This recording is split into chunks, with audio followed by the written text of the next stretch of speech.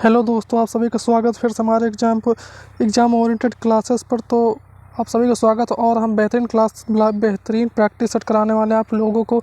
हिंदी के बेहतरीन प्रैक्टिस और हिंदी के बेहतरीन क्वेश्चन हम लेकर आए हैं आप सभी एग्ज़ाम के लिए, सभी परीक्षाओं के लिए बेहतरीन महत्वपूर्ण प्रश्न हैं ये सभी प्रश्न सभी परीक्षाओं के लिए। तो सभी स्टूडेंट अच्छे से करना।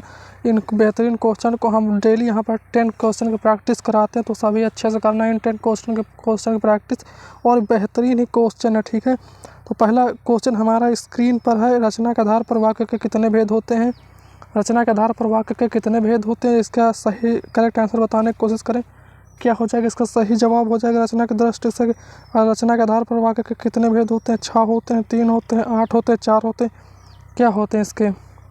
रचना के आधार पर वाक्य के कितने भेद होते हैं? रचना के आधार पर वाक्य के कितने भेद होते हैं?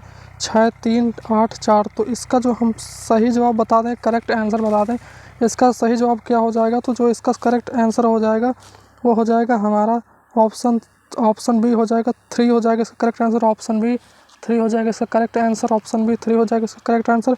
चलते अगले प्रश्न की तरफ। तो अगला प्रश्न हमारा है, दो भिन्न भाषाओं के मेल से बना शब्द क्या कहलाता है? दो भिन्न भाषाओं को मेल से बना शब्द क्या कहलाता है? तद्भव, देशज, विदेशज, संकर।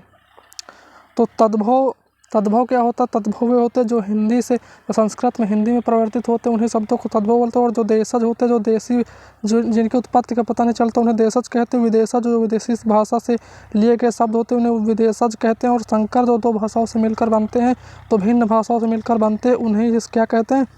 उन्हें हम कहते हैं संकर बोला जाता है, उन्हें संकर शब्द बोला जाता है, ठीक है। तो संकर शब्द हमारा ऑप्शन डी हो जाएगा। चलते अगले प्रश्न की तरफ हम।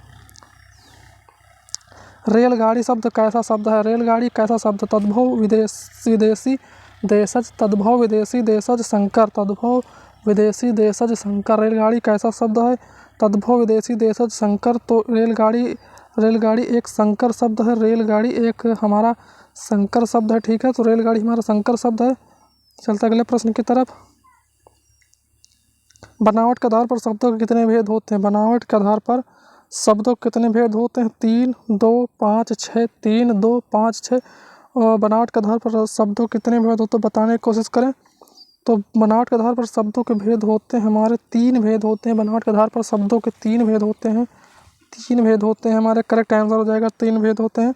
चलते अगले प्रश्न की तरफ। तो अगला प्रश्न हमारा है, योग रूढ़ शब्दों की पहचान करें। योग रूढ़ शब्द की पहचान करें। इसमें से योग रूढ़ शब्द कौन सा है? घर, मुंह, पीताम्बर, सामाजिक।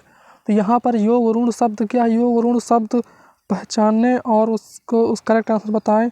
योग रूढ़ शब्द यहाँ पर क्या है? तो यहाँ पर योग रूढ़ शब्द जो है वो यहाँ पर योग रूढ़ शब्द हमारा हो जाएगा पीताम्बर हो जाएगा। ऑप्शन सी हो जाएगा, पीताम्बर हो जाएगा हमारा।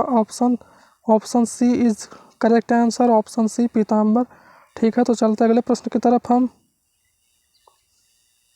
मुझे किस प्रकार का सर्वनाम है? मुझे किस प्रकार का सर्वनाम है? इसका सर्वनाम को बताने का प्रयास करें। क्या हो जाएगा? उत्तम पुरुष है, मध्यम पुरुष है, अन्य पुरुष है, इनमें से कोई नहीं। मुझे किस प्रकार का सर्वनाम है? मुझे किस प्रकार का सर्वनाम है? इसका करेक्ट जवाब बताएं, इसका सही जवाब बताएं। इसका करेक्ट आंसर क्या हो जाएगा? मुझे कौन सा सर्वनाम है? तो मुझे जो है ये है हमारा, ये हो जाएगा हमारा उत्तम पुरुष। उत्तम पुरुष हमारा हो जाएगा ऑप्शन ए, उत्तम पुरुष हो जाएगा हमारा करेक्ट आंसर। उत्तम पुरुष, उत्तम पुरुष। चलते अगले प्रश्न की तरफ हम।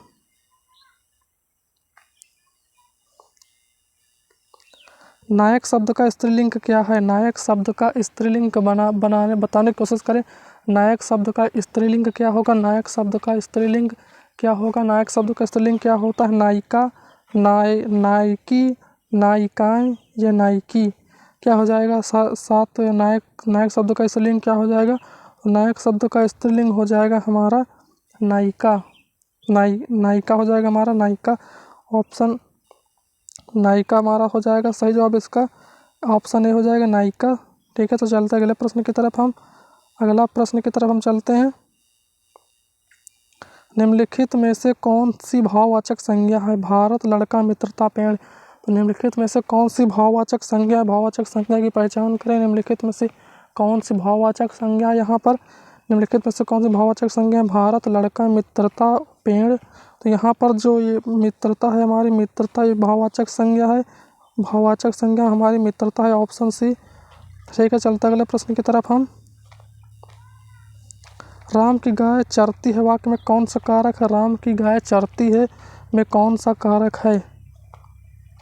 तो यहाँ पर राम की गाय चरती, यहाँ पर कौन सा कारक है? कर्ता कारक, कर्म कारक, संबंध कारक, संप्रदान कारक। तो यहाँ पर सही जवाब हो जाएगा इसका संप्रदान कारक, संप्रदान कारक ऑप्शन डी। ठीक है, तो चलते अगले प्रश्न की तरफ। हम अपने अगले प्रश्न की तरफ चलते हैं। हमारा अगला प्रश्न है गरीबों की सहायता करो। गरीब शब्द क्या है? गरीबों की सहायता करो, गरीब शब्द इस वाक्य में क्या है? विशेषण, विशेष, जातिवाचक संज्ञा, भाववाचक संज्ञा। विशेषण, विशेष, जातिवाचक संज्ञा, भाववाचक संज्ञा। विशेषण, विशेष। क्या हो जाएगा इसका सही जवाब? विशेषण, विशेष या जातिवाचक संज्ञा, भाववाचक संज्ञा। तो इसका जो करेक्ट आंसर हो जाएगा हमारा जातिवाचक संज्ञा हो जाएगा। जातिवाचक संज्ञा हो जाएगा हमारा सही जवाब हो जाएगा इसका जातिवाचक संज्ञा। और वीडियो पसंद आया तो वीडियो को लाइक कर देना और चैनल को सब्सक्राइब कर देना। और डेली हम ऐसे प्रैक्टिस कराते रहेंगे। यहाँ पर हिंदी के, रीजनिंग की और करंट अफेयर्स के बेहतरीन क्वेश्चन हम कराते हैं अपने चैनल पर, अपने इस यूट्यूब चैनल पर। तो अगर वीडियो पसंद आते हो तो वीडियो को लाइक कर दिया करो, चैनल को सब्सक्राइब करते हैं और मिलते हैं अपने नेक्स्ट वीडियो में।